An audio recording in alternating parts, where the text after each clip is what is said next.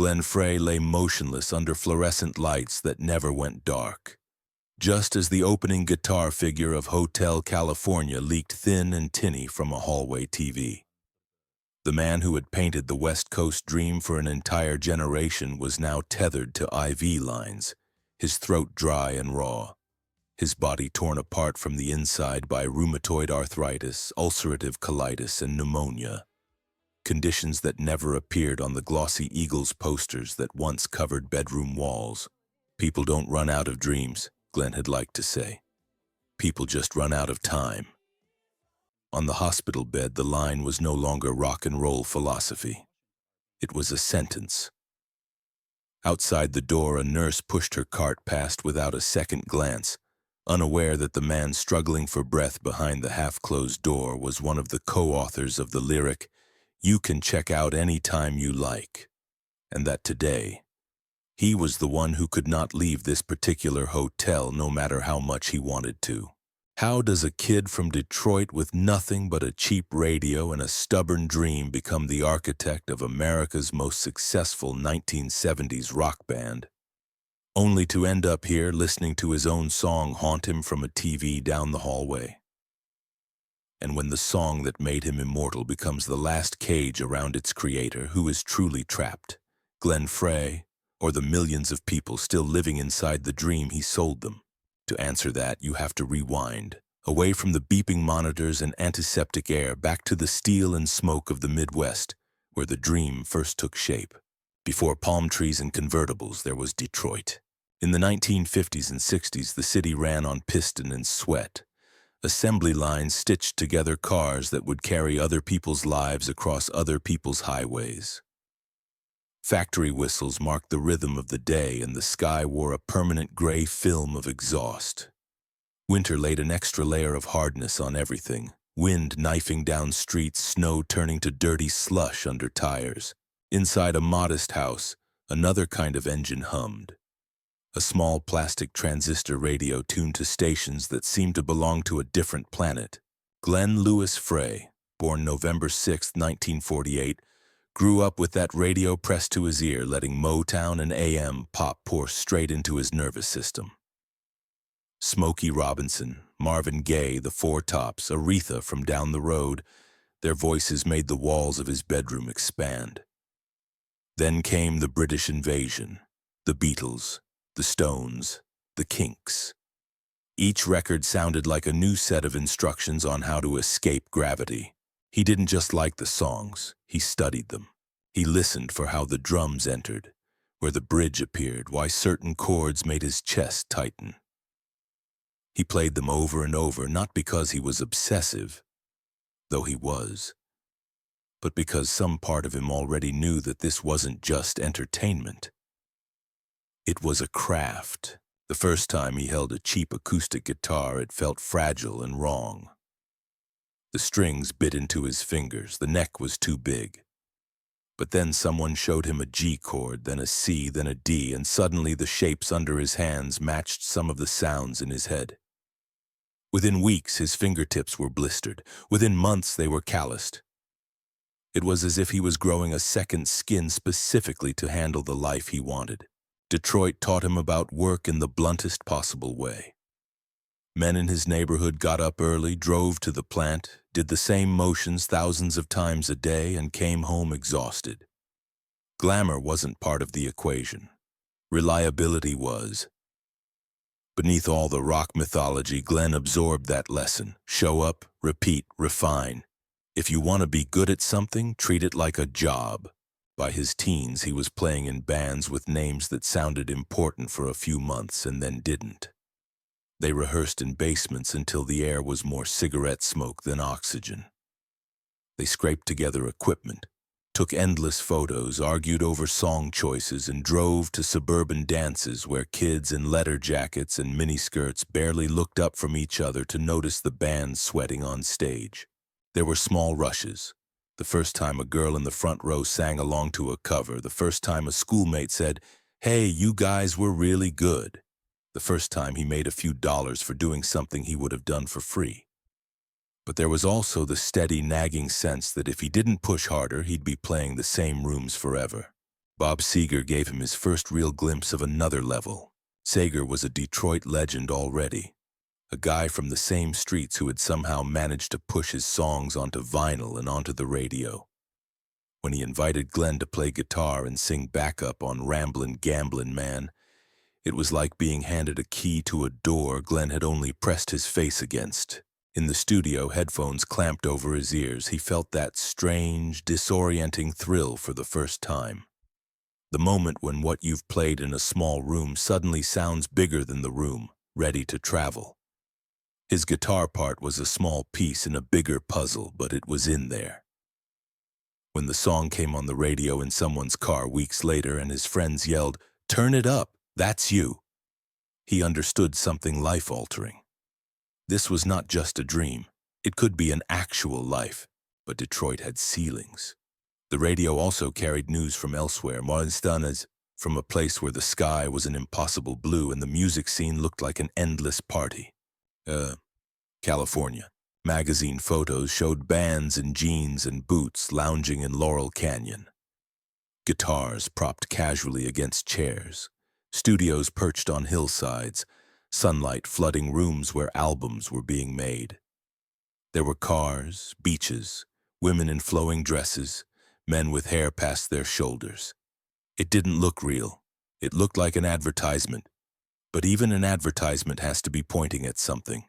He started to feel an itch that no local gig could scratch. The auto plants, the smokestacks, the clubs. They were home, but they also felt like the edge of what was possible. He could stay in Detroit, a reliable sideman in someone else's band, playing someone else's songs in someone else's story.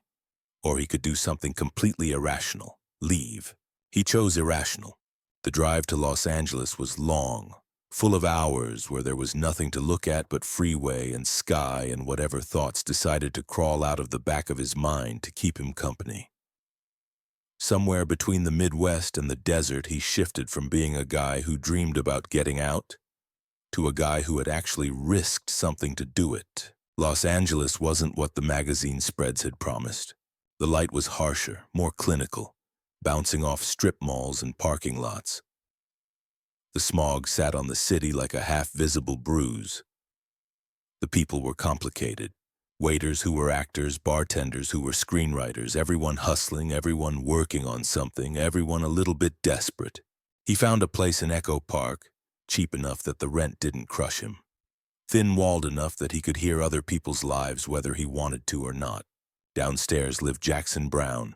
If Detroit had shown Glenn how hard men worked for a paycheck, Jackson showed him how hard a songwriter worked for a verse. Mornings, Glenn would wake to the sound of the same piano intro repeated dozens of times. Tiny adjustments in timing, emphasis, dynamics.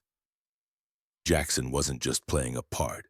He was sanding it down, running his hand over it again and again to feel for imperfections no one else would ever notice. It shook something loose in Glenn's head. He had always believed in work, but some part of him had still clung to the romantic notion that great songs arrived whole, delivered by some generous, mysterious force. Hearing Jackson fight with a 4-bar phrase for an hour killed that fantasy in the best possible way. They became friends, then collaborators. Jackson had a half-finished song about a guy in trouble with himself stranded in Winslow, Arizona. Glenn heard it, recognized that the bones of something lasting were there, and offered to help.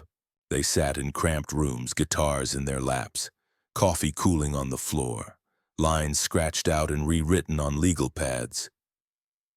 Take It Easy slowly assembled itself word by word, chord by chord, until that galloping intro and that opening verse felt inevitable, as if they'd always existed and the two of them had just stumbled across them in the wild. At night, Glenn went to work behind Linda Ronstadt, on stage with her, singing background harmonies and playing guitar. He met 3 other men whose lives would tangle with his in ways none of them could yet imagine. Don Henley, Bernie Leadon, Randy Meisner. Ronstadt was the star. They were a supporting cast. But something about the way their voices locked together in 3- and 4-part harmony hinted at a different future. Linda, to her credit, didn't cling. She encouraged them when they started talking about forming a band. She knew talent when she saw it. She also knew that the kind of fire they had wasn't meant to burn forever in someone else's fireplace. The four of them stepped forward and called themselves Eagles. No, just Eagles. The name was American, simple, a little audacious. It sounded like it had been printed on highway signs long before they arrived. In the early rehearsals in small rented rooms with gear held together by tape and luck, they found the thing they would spend the next decade both exploiting and being imprisoned by. Those harmonies. Glenn's slightly nasal tenor, Henley's husky steadiness, Meisner's high, piercing top, Leedon's country-tinged richness. When they all hit the right notes at the right time, the room changed temperature. The air got thicker. Even cheap amplifiers and bad acoustics couldn't hide it. The first album introduced that sound to the world. Take It Easy opened the door, a song that felt like a conversation with the entire country. A little bit road, a little bit humor, a lot of resignation disguised as breeziness. Peaceful, easy feeling, witchy woman, Take the Devil. Each track painted a different corner of a world that was half barn, half Hollywood Hills. Success came fast enough to make them dizzy, slow enough to feel earned. They went from cramped vans to proper tour buses, from motel rooms to suites, from opening slots to headlining. Backstage, there were drinks and drugs and bodies, the predictable perks of rock and roll. But Glenn's mind was rarely far from the bigger picture. The band's sound, its reputation, its future. He wasn't content just to be 1/4 of a lucky accident. He wanted to be the architect. As albums stacked up, Desperado, On the Border, One of These Nights, the songs became more intricate, the arrangements more sophisticated. So did the politics. Every decision had a cost. Who got a writing credit? Who sang lead? Whose song made the album and whose didn't? Glenn increasingly took the position that someone had to be the bad guy, and that if he didn't do it, the band would lose its edge. He pushed, sometimes ruthlessly. He demanded extra takes when everyone else was tired. He scolded when someone showed up late or high. He obsessed over track lists, single choices, album covers. The others resented it, needed it, hated it, relied on it. By the time they began work on Hotel California, the dream and the strain were braided so tightly it was hard to tell them apart. The sessions were long, meticulous. Don Felder brought in the original guitar demo for what would become the title track. Glenn and Henley heard something dark and expansive in it. The skeleton of a story about hedonism that turns to horror if you stay in the room long enough. They shaped the lyrics together, line by line, sitting around with notebooks and guitars, talking about Hollywood, about fame, about the recording industry, about cults, about addiction. They weren't writing about a real hotel. They were writing about a feeling of being seduced, trapped, and complicit all at once. In the studio, Glenn pushed for the sound in his head. The way the 12-string should shimmer against the lead. How the drums should feel just slightly behind, like a heartbeat slowed by too much alcohol. How the vocals should sit right between invitation and warning. Nights in the control room bled into early mornings. Ashtrays overflowed. Coffee cups multiplied. Tempers frayed. But when the playback finally matched what he'd been hearing in his imagination, he knew they had done something that would outlive all of them. The first time they played Hotel California live, there was a moment halfway through where Glenn looked out and saw an entire arena go utterly still. Heads tilted, mouths hung slightly open. Hands that had been holding drinks or rolling joints froze mid-air. When the dueling guitar solo at the end began, a wave went through the crowd that felt less like excitement and more like shock. Even then, he felt a tiny thread of unease. How do you top something like this? What does it do to a life when one song becomes a country's mirror? Offstage, the shadows lengthened. Randy Meisner, exhausted and anxious, began to crumble under the pressure of delivering high, exposed notes night after night. Bernie Leedon grew restless. tired of the slicker, more rock direction Glenn favored, eventually quitting after a moment of legendary frustration, pouring a beer over Glenn's head. Don Felder, brilliant and prideful, chafed under what he saw as Glenn and Henley's increasing dominance. Glenn saw the band as a corporation that needed strong leadership. Others saw two men consolidating power. The Long Beach fundraiser in 1980 simply made visible what had been boiling for years. The setting was almost surreal. A political benefit for Senator Alan Cranston, a sunny California afternoon, wealthy donors in good clothes, the biggest band in America lending their aura to a cause.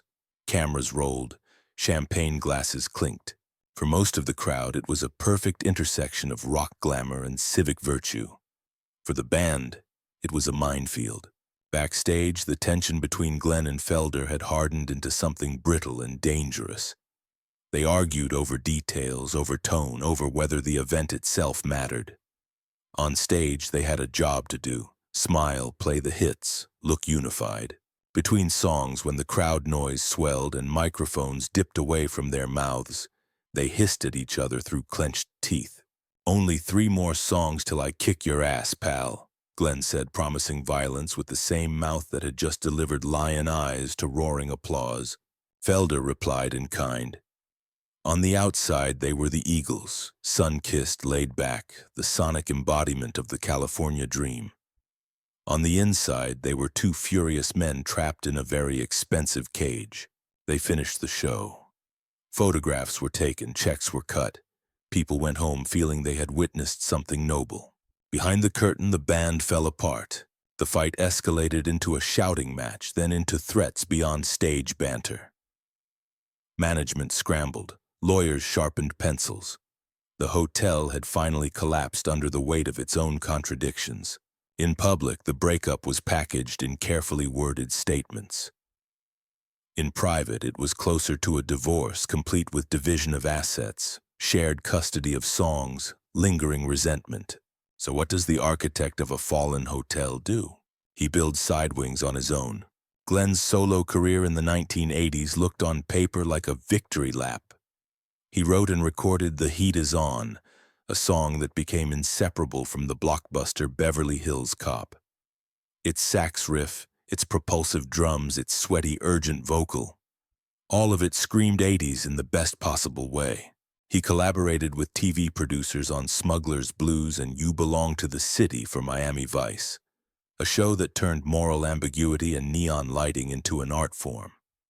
The videos showed him stalking through alleys, leaning against streetlights, guitar slung low, half character, half commentator on a world of crime and seduction. He was on MTV, he was on the radio, he was on magazine covers again.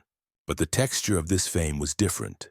Eagles had been a band, a tribe, a dysfunctional family whose fights were as real as their harmonies. The solo years were lonelier.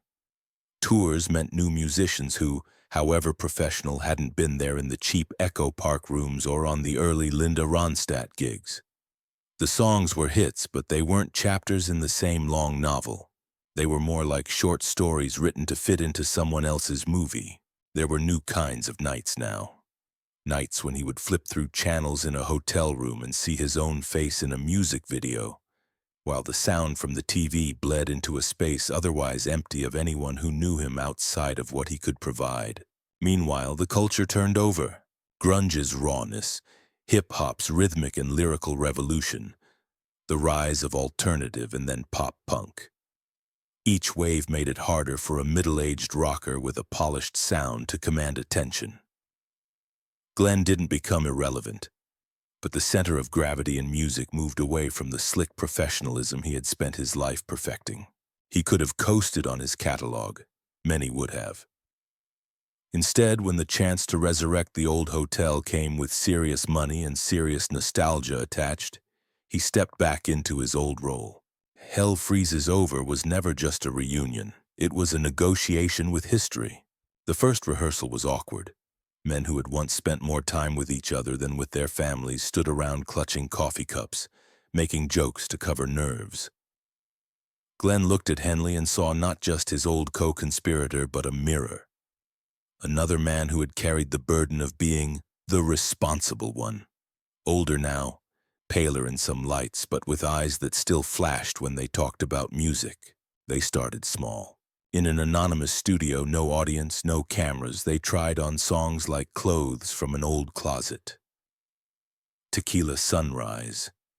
Peaceful, easy feeling. Take It Easy. The harmonies were there, a little rusty at first, then suddenly shockingly present. When they hit a chorus dead on, everyone in the room felt it. That old tightening of the air, that sense that something bigger than individual throats was happening. Then the cameras arrived, the MTV taping, the unplugged arrangements, the pristine acoustics. It was the perfect environment to reintroduce Eagles to a world that had grown up and had kids of its own. Glenn and Henley were careful about the narrative. They didn't pretend nothing bad had happened, but they also didn't let the story get away from them. Later, in the History of the Eagles documentary, Glenn spoke candidly about being the one willing to be the bad guy, the boss. He didn't flinch from the label. In his mind, the proof of his approach was on the tape. The records, the performances, the fact that the band was still drawing stadium crowds decades later. To some viewers, he came off as admirably honest. To others, he embodied everything suspicious about corporate rock. The man with the sunglasses and the contract, counting percentages. And while the culture dissected his role, something else was quietly growing inside him. Rheumatoid arthritis doesn't announce itself with fireworks. It arrives in small betrayals, a finger that doesn't quite curl, a knee that takes longer to unkink in the morning, a stiffness in the neck that lingers longer than expected. For a man whose entire adult life had depended on hands that could find chords in the dark and knees that could carry him across a stage, the first signs must have felt like a bad joke. At first, he did what men like him often do. He minimized. A little Advil, a little stretching, a shrug. I'm just getting older. But the pain stayed. It deepened. It spread. Doctors ran tests, looked at scans, measured blood markers. The diagnosis, rheumatoid arthritis, came with a stack of pamphlets and a set of choices that weren't really choices at all. Without treatment, his joints would erode, his mobility would shrink, his world would get physically smaller. With treatment, his immune system would be partially shut down, his ability to fight off infections reduced. He chose the path that let him keep being Glenn Frey. He took the medications, the immunosuppressants that calmed the inflammation, that kept his fingers on frets and his legs under him on stage. He followed regimens, got blood work, listened as doctors balanced risks and benefits in calm, practiced tones. Offstage, there were new routines. Mornings in hotel rooms, he would wake before everyone else, sit on the edge of the bed and slowly stretch each finger, each wrist, coaxing his body into cooperation for the night ahead. He learned which foods made his gut protest louder, which travel schedules wrecked him more. On days off, instead of wild parties, there were naps, ice packs, quiet dinners. Then came the ulcerative colitis. The pain moved from his joints to his abdomen, a deep, twisting hurt that turned every meal into a gamble. Bathrooms became important coordinates on every route. Long flights were a particular kind of dread. On stage, under spotlights, wearing a jacket and a smile, no one could see the internal negotiations he had made just to get through 90 minutes without his own body ambushing him. Still he toured, still he led, still he hit his marks. At home, the contrast was stark. In Colorado or in his New York apartment, he was a husband and a father, not an icon. His kids saw him in sweatpants and t-shirts, barefoot, moving slower than rock stars do in movies. He sat at kitchen tables helping with homework, his hands wrapped around coffee mugs, hiding the stiffness he felt when he stood up. He taught his son Deacon chords on the guitar, placing the boy's fingers in the right spots, grinning when the shapes clicked. There must have been a moment, maybe many, when he looked at those young hands and wondered what kind of world his choices were building for the next generation. He had written "It's Your World Now" for Long Road Out of Eden, a gentle, bittersweet song addressed to someone younger, someone who would inherit the mess and beauty he was leaving behind. My race is run, I'm moving on like the setting sun. At the time, it sounded like a gracefully aging rocker saying goodnight. In retrospect, it reads like a man who knew deep down that time was no longer an abstract concept. It was a shrinking resource. In the mid-2000s, between tours and records, he did something not very rock and roll. He became a case study. Articles in medical foundations used his name to talk about rheumatoid arthritis, about the hidden cost of touring and chronic illness. He became an example of how a disease that many associate with old people could take down a man who had once embodied outlaw youth. Those pieces were clinical, all numbers and drug names. The reality was messier. A night in 2015. Glenn at home, exhausted, cough refusing to loosen. He feels heavier than he should. Breathing feels like work. Cindy watches him with that particular gaze spouses acquire around illness. Part love, part fear, part silent calculation of what this symptom might mean in the larger pattern. They go to the hospital, not as rock royalty, but as another couple in a waiting room, filling out forms, answering the same questions as everyone else. Have you had a fever? How long have you been coughing? What medications are you on? The list of medications is long. Doctors listen to his lungs, order scans, nod, frown, speak in the slightly hushed tone people use with famous patients, trying to balance professionalism with the awareness that this is not just anyone with pneumonia. They admit him. They talk about surgery to clear up the damage. They explain as carefully as they can that with his underlying autoimmune disease and the drugs he's on, the margin for error is narrow. In one of those conversations, someone repeats a phrase that, in a different context, Glenn might have laughed at. We're running out of time to make a decision. He is suddenly on the other side of his own, quote. He had always said people run out of time, not dreams. Now time was being turned into lab numbers, into oxygen saturation percentages, into the minutes between scans and surgeries. Outside his room, the hospital exists in its own loop. Shift changes, meal trays, overhead announcements, the endless murmur of a building where crisis is routine. On one of those days, maybe late afternoon, maybe early evening, someone in a control room switches the TV in the hallway to a classic rock segment.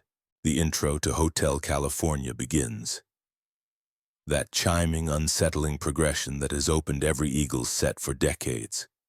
It is immediately recognizable to anyone within earshot. A nurse hums a bit as she walks past, unconsciously keeping time. Inside the room, Glenn hears it. It's not a nostalgic thrill, it's not even annoying. It's something deeper and stranger, the sensation of being confronted by your own ghost while your body is still technically alive. He had written, sung, and played that song thousands of times. He had watched it become a metaphor far beyond what he and Henley and Felder and Walsh had intended. He had seen kids with no memory of the 70s sing every word. He had seen Hotel California used in movies, in political speeches, in advertisements, in memes. Now, on a plastic-covered mattress in a gown that gaped in the back with IV tape pulling at his skin, he heard it and understood with a clarity that might have been cruel or comforting or both, that the hotel was, in some sense, real. You can check out anytime you like, but you can never leave. A few weeks later, on January 18, 2016, Glenn Frey died from complications of rheumatoid arthritis, acute ulcerative colitis, and pneumonia. He was 67 years old. Obituaries rolled out, each trying to compress his life into a few neat paragraphs.